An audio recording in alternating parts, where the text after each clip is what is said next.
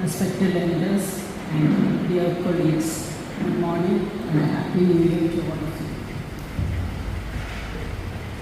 ഇന്ന് ഈ മീറ്റിങ്ങിൽ പങ്കെടുക്കാനും എല്ലാവരെയും കാണാനും ഒരുമിച്ച് കാണാനും സാധിച്ചതിൽ വളരെ അധികം സന്തോഷമുണ്ട്.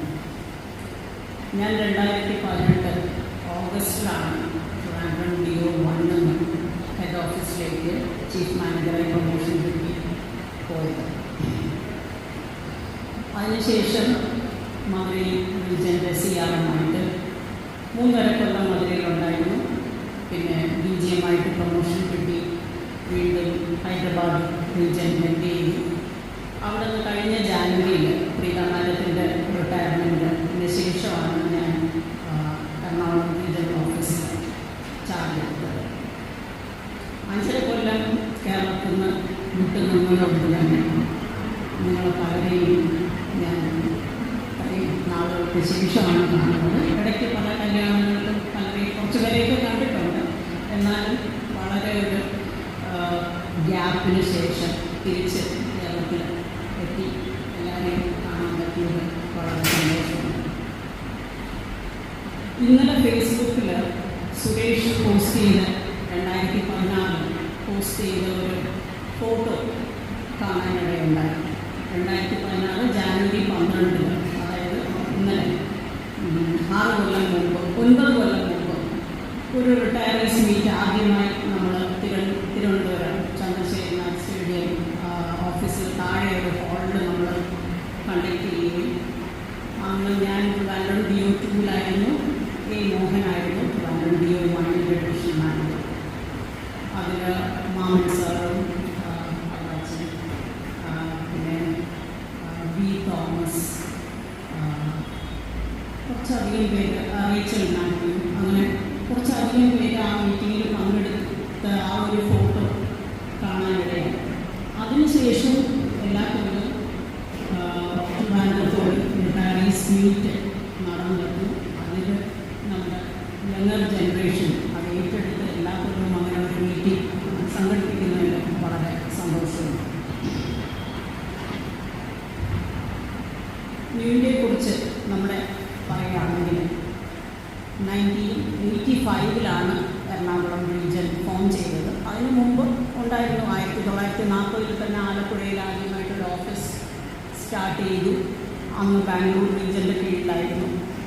1985 ഏപ്രിൽ, അതായത് ഇക്കൊല്ലം ഏപ്രിലാകുമ്പം ഈ റീജിയൻ ഫോം ചെയ്തിട്ട് 40 കൊല്ലം തികയാണ്. അപ്പം നമ്മൾ ഒന്ന് ആർട്സ് അതിനുള്ള അവാർഡ് കിട്ടിയിട്ടുണ്ട്. അതുപോലെ second best claims hub Ernakulam claims ഹബിന്, പിന്നെ കമ്പ്യൂട്ടറൈസേഷൻ മാമൻ സാറിൻ്റെ കാലത്ത് മറ്റു റീജിയൻസിനേക്കാളും വളരെ മുന്നേ കമ്പ്യൂട്ടറൈസേഷൻ വന്ന ഒരു റീജിയൻ ഇങ്ങനത്തെ ബഹുമതികൾ എറണാകുളം റീജിയന് ഉണ്ടായിട്ടുണ്ട്. 2011 നവംബർ തൊട്ടാണ് നമ്മുടെ റീജിയന് വലിയൊരു മാറ്റമുണ്ടായത്.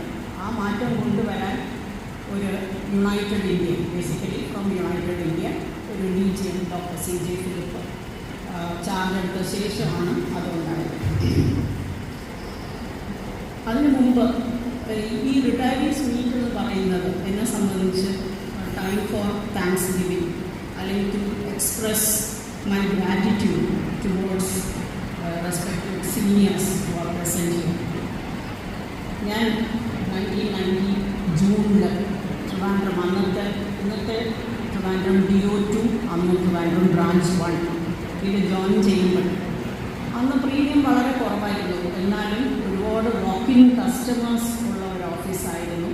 നല്ല തിരക്കുള്ള ഉണ്ടായിരുന്നു. ഞാൻ ഡബ്ല്യുആയിട്ട് ജോയിൻ ചെയ്യുമ്പോൾ ഇന്നത്തെ ഈ അന്ന് W ആയിരുന്നു.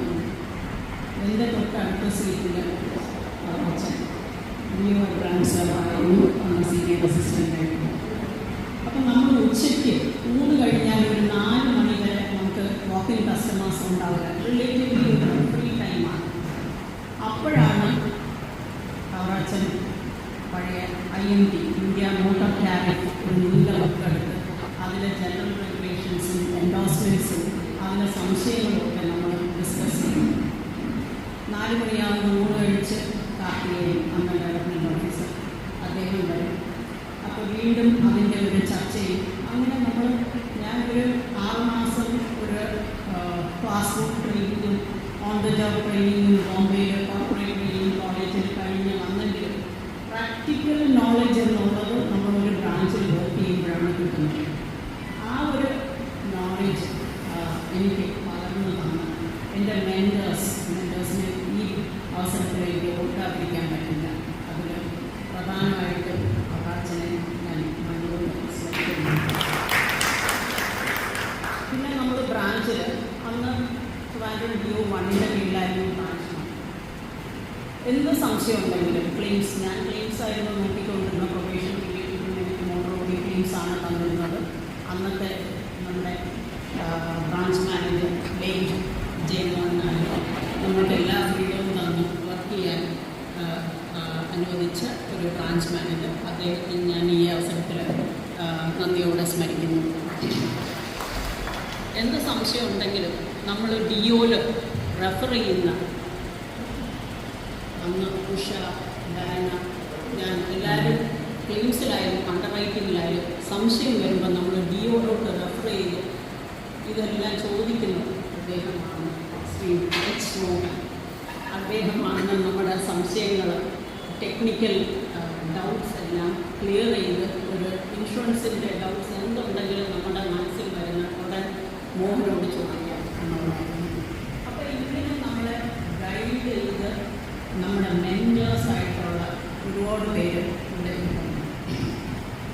എൻ്റെ കരിയറിൽ പിന്നെ ഞാൻ കൊല്ലത്ത് പോയപ്പോൾ അന്ന് എൻ്റെ ഡിവിഷൻ മാനേജറായിരുന്ന ജോൺ ഫിലിപ്സ്, പിന്നെ DGM-ആയി നമ്മുടെ ഓവർസീയിങ് ആറുമായി ഹെഡ് ഓഫീസിൽ പോയി ഹെഡ് ഓഫീസിലായിരുന്നപ്പോൾ എന്നെ ഗൈഡ് ചെയ്ത് രഞ്ജിത്ത് ഗംഗാധരൻസ്. ഇവരൊക്കെ എൻ്റെ during my various during the path in my career ഇവരൊക്കെ എന്നെ ഗൈഡ് ചെയ്ത് എന്നെ മോട്ടിവേറ്റ് ചെയ്തിട്ടുള്ള സീനിയേഴ്സാണ്. അന്ന് ഒരു പഴയതോട്ട് പോവുകയാണെങ്കിൽ 2011 നമ്മുടെ ഈ റീജൻ ഒരു വളർച്ചയുടെ പാതയിലോട്ട് പോകാൻ തുടങ്ങി. ഡോക്ടർ CJ ഫിലിപ്പാണ് ഏജൻസി എംപവർ ചെയ്യാനായിട്ട് നമ്മൾ അക്ഷയ ഏജൻസിനെയും അക്ഷയ സെൻറ്റേഴ്സ് അവരെ കേരള IT മിഷനുമായിട്ട് ഒരു MOU സൈൻ ചെയ്ത് അവരെയൊക്കെ നമ്മുടെ ഏജൻസ് ആക്കുകയും അല്ലാതെ ഏജൻസി റിക്രൂട്ട്മെൻറ്റ് വലിയ തോതിൽ 2012 അങ്ങനെ അദ്ദേഹം ഒരു 3 കൊല്ലം കേരള റീജൻ ഹെഡ് ചെയ്ത് റിട്ടയർ ചെയ്ത് ഈ റീജൻ 500 കോടി പ്രീമിയം ടച്ച് ചെയ്തിട്ടുണ്ട്. അത് കഴിഞ്ഞ് വന്ന് ജോൺ ഫിലിപ്സ് സാറും പിന്നെ പ്രീത നായകരൊക്കെ ഇരുന്ന കാലയളവിൽ എറണാകുളം റീജൻ 1500 കോടി പ്രീമിയം ക്രോസ് ചെയ്തു. അപ്പോൾ ന്യൂ ഇന്ത്യയിലെ തന്നെ ഏറ്റവും വലിയ റീറ്റെയിൽ റീജൻ എന്ന ഇന്ന് എറണാകുളം റീജന് ഉണ്ട്. 2023 ഏപ്രിലിൽ ഓർഗനൈസേഷൻ റീസ്ട്രക്ചറിങ് എന്ന പേരിൽ 4 PSU കമ്പനീസിന് ഒരു പ്രോഫിറ്റബിൾ ആക്കാൻ വേണ്ടി നമ്മുടെ ഗവൺമെൻറ് ഒരു കൺസൾട്ടൻറ്റ് എന്ന പ്രൈവറ്റ് കമ്പനിയെ ഏൽപ്പിക്കുകയും അവരുടെ നിർദ്ദേശപ്രകാരം ഒത്തിരി മാറ്റങ്ങൾ നമ്മുടെ പബ്ലിക് സെക്ടർ കമ്പനീസിൽ കൊണ്ടുവന്നു. പക്ഷെ നമ്മുടെ എറണാകുളം പോലത്തെ ഒരു റീറ്റെയിൽ റീജന് അത് ഒത്തിരിയധികം അഫക്റ്റ് ചെയ്തു എന്ന് തന്നെ പറയാം. 1500 കോടി ചെയ്യുന്ന ഒരു റീറ്റെയിൽ ആറും അതിൽ ഹോൾ കോൺസെപ്റ്റ് തന്നെ മാറി. പണ്ടത്തെ ഡിവിഷണൽ ഓഫീസ്, ബ്രാഞ്ച്, പിന്നെ മൈക്രോ ഓഫീസസ് ഡിവിഷണൽ ഓഫീസിലായിരുന്നു റിപ്പോർട്ട് ചെയ്തുകൊണ്ടിരുന്നത്. അവരിതിനെ പേര് മാറ്റിയത് മാത്രമല്ല, അതിനെ business offices, large, medium and small business offices എന്ന് പേര് കൊടുത്തു. Instead of the old divisional branch and micro ഓഫീസുകൾ വരെ റീജിയണൽ ഓഫീസുകൾ ഡയറക്റ്റ്ലി റിപ്പോർട്ടിങ് അവർ ഡിഒയുടെ കീഴിലല്ലാതെയാണ്. അപ്പോൾ കേരളത്തിൽ ഒരു 120 business offices including auto hubs എന്നൊരു കോൺസെപ്റ്റ് വന്നു. അതായത് ഓട്ടോ ടയർ ബിസിനസ് മാത്രം ഹാൻഡിൽ ചെയ്യുന്ന 7 ഹബ്സാണ് നമ്മുടെ കേരളത്തിൽ തുടങ്ങുന്നത്. അവർക്ക് അത് ഹെൽപ്പ് ചെയ്യുന്ന ഇൻചാർജസിന് മാർക്കറ്റിംഗ് ഫംഗ്ഷൻ തന്നെയാണ് ഉള്ളത്. അപ്പോൾ ഇങ്ങനെ ഒരു 120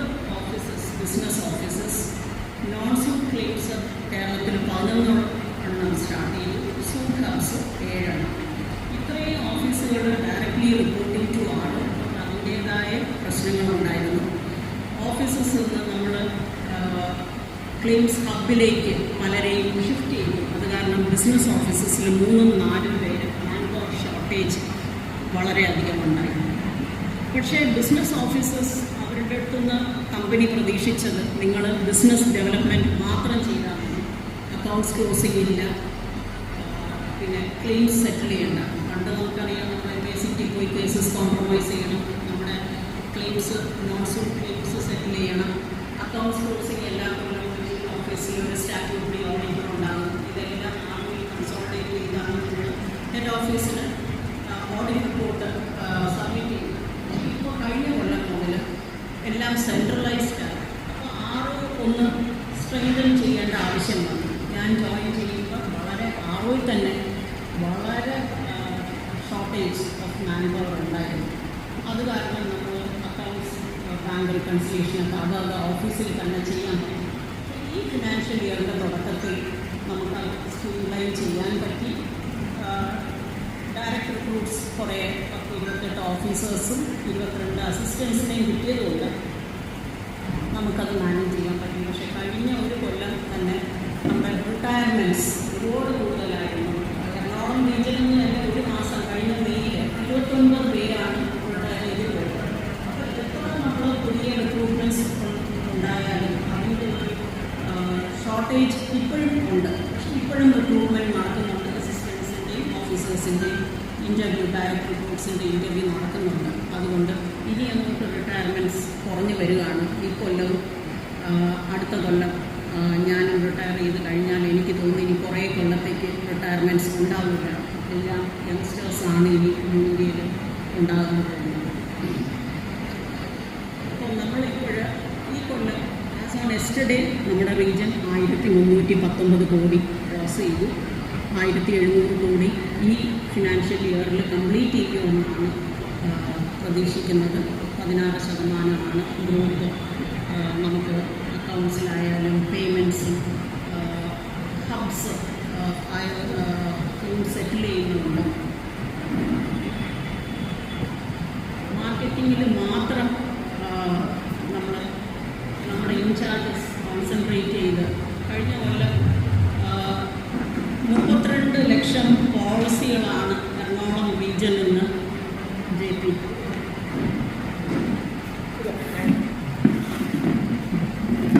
നമ്മൾ ഇഷ്യൂ ചെയ്തത്.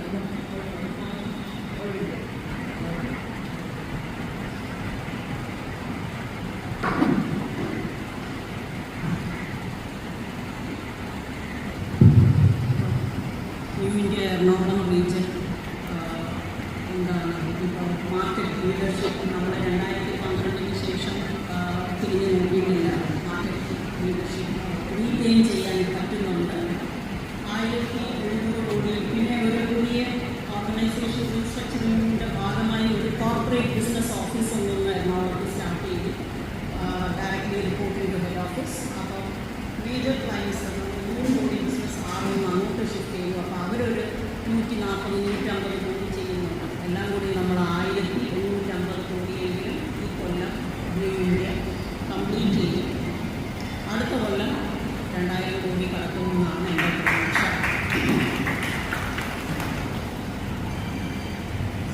ഇതാണ് ന്യൂ ഇന്ത്യ എറണാകുളം റീജിയൻ്റെ ആസ് ഓഫ് നൗ ഒരു ഹിസ്റ്ററി. നമ്മളെവിടെ എത്തി നിൽക്കുന്നു എന്നതിൻ്റെ ഒരു സിനാപ്സിസ്. റിട്ടയറീസിൻ്റെ കുറച്ചധികം പരാതികൾ നമ്മൾ എല്ലാ റിട്ടയറീസ് മീറ്റും ഞാൻ കഴിഞ്ഞ കൊല്ലം എറണാകുളത്ത് റിട്ടയറീസ് മീറ്റ് സംഘടിപ്പിച്ചപ്പോൾ പങ്കെടുക്കുകയുണ്ടായി. അതിലും HITPAയുടെ റെപ്രസെൻറ്റേറ്റീവ്സ് ഉണ്ടായിരുന്നു. അപ്പം മെയിൻലി പരാതി വരാൻ ചാൻസ് ഉള്ള ഒരു ഏരിയ ക്ലെയിംസാണ്. ക്യാഷ്ലെസ് ആയാലും റീഇംബേഴ്സ്മെൻ്റ് ആയാലും. അപ്പോൾ അതിൽ നമ്മൾ എനിക്ക് ട്രിവാൻഡ്രത്ത് എനിക്ക് കിട്ടിയ ഒരു ഫീഡ്ബാക്ക് എറണാകുളത്തേക്കാളും ഒരു മെച്ചപ്പെട്ട സർവീസ് എന്നാണ് എനിക്കറിയാൻ കഴിഞ്ഞത്. എറണാകുളത്ത് അങ്ങനെയല്ല, ഒത്തിരി അധികം പരാതികളുണ്ട്. അപ്പം നമ്മൾ അതിനായിട്ട് TPA ROയിൽ വിളിച്ച് ഒരു മീറ്റിംഗ് നടത്തുകയും യൂണിയൻ പ്രതിനിധികൾ അതിൽ പങ്കെടുക്കുകയും എല്ലാ മാസവും പെൻഡിങ് ക്ലെയിംസിൻ്റെ ലിസ്റ്റ് സ്റ്റാഫ് മെഡിക്ലെയിമിൽ മെഡിക്ലെയിമിന് പെൻഡിങ് ക്ലെയിംസിൻ്റെ ലിസ്റ്റ് നമുക്ക് തരാനും ആവശ്യപ്പെട്ടിട്ടുണ്ട്. അത് കാരണം നമ്മുടെ യൂണിയൻ അത് ഔട്ട്സ്റ്റാൻഡിങ് എന്തുകൊണ്ട് അത് പെൻഡിങ് ആയിട്ടുണ്ട് അത് റിട്ടയറീസുമായിട്ട് ഡിസ്കസ് ചെയ്യാനുള്ള ഒരു അവസരം ഉണ്ടാക്കി കൊടുത്തിട്ടുണ്ട്. എന്നാലും നിങ്ങൾക്ക് എന്തെങ്കിലും ക്ലെയിംസിൽ ബുദ്ധിമുട്ടുണ്ടെങ്കിൽ അതാത് ഓഫീസിൽ ചാർജ് ഒരു മെയിൽ അയക്കാം. കോപ്പി എനിക്ക് മാർക്ക് ചെയ്യാം joyce.sadish joyce.sadish@newindia.co.in അങ്ങനെ എനിക്ക് കോപ്പി മാർക്ക് ചെയ്യാം. തീർച്ചയായിട്ടും അത് ഞാൻ HITP ആയിട്ട് സംസാരിച്ച് എത്രയും പെട്ടെന്ന് റിസോൾവ് ചെയ്യാൻ ഞാൻ ശ്രമിക്കുന്നതായിരിക്കും. ഇത്രയും പറഞ്ഞുകൊണ്ട് ഇതൊരു വളരെ ഫോർമലാക്കാൻ ഞാൻ ഉദ്ദേശിക്കുന്നില്ല. ഇതൊരു ഗെറ്റ് ടുഗെദറാണ്. എല്ലാവർക്കും അങ്ങോട്ടും ഇങ്ങോട്ടും കാണാനും സംസാരിക്കാനും ഒരു അവസരം ഒരുക്കി. അത് യങ്സ്റ്റേഴ്സ് ഇനിയും കണ്ടിന്യൂ ചെയ്യും, വരും വർഷങ്ങളിൽ കണ്ടിന്യൂ ചെയ്യുമെന്നാണ് എൻ്റെ വിശ്വാസം. 1927 മുതൽ ഞാനും നിങ്ങളോടൊപ്പം സൈഡിലുണ്ടാവും. Okay, thank you.